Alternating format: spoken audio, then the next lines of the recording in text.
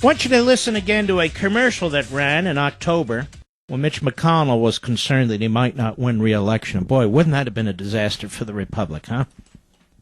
It's about Obamacare. Now, what the Republicans are proposing right now, what they're proposing to get right now, is pass a full budget until next September, put together by Harry Reid and the Republicans, a bloated, fat, stinking omnibus budget.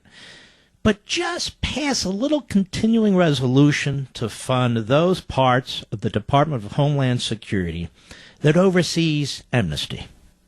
So they're going to fund it. There won't be any limiting language. There won't be any defunding.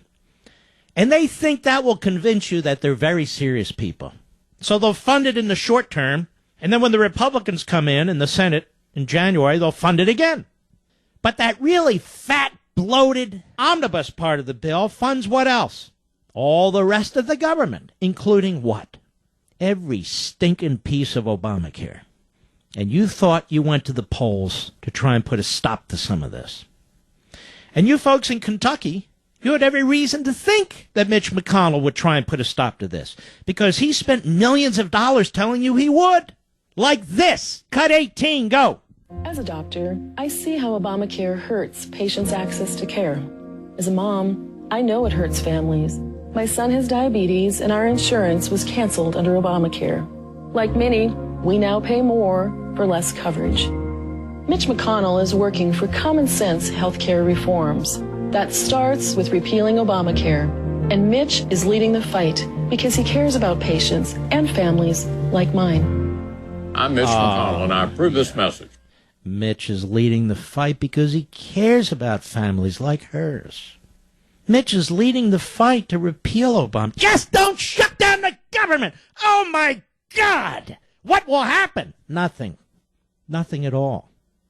But the Republicans feel they don't want to position themselves in a negative light going into 2016. Some of you are shaking your heads up and down, yes.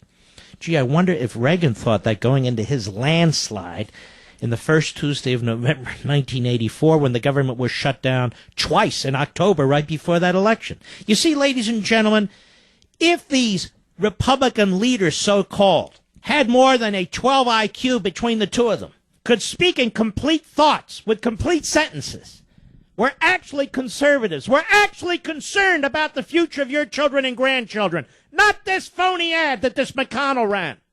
Day in and day out, they'd be telling the American people why they're doing what they have to do. They'd be making the case, not trashing you and me, not surrendering before the first battle starts. But they don't believe in what they've said to you to get reelected. That ad that Mitch McConnell ran was a flat-out, bold-faced lie. He's not leading any charge to repeal Obamacare. Notice he didn't even say repeal and replace. He said repeal because you hate it. You despise this law. It's driving up your costs. It's limiting your choices. It's having a direct, negative, miserable effect on your households.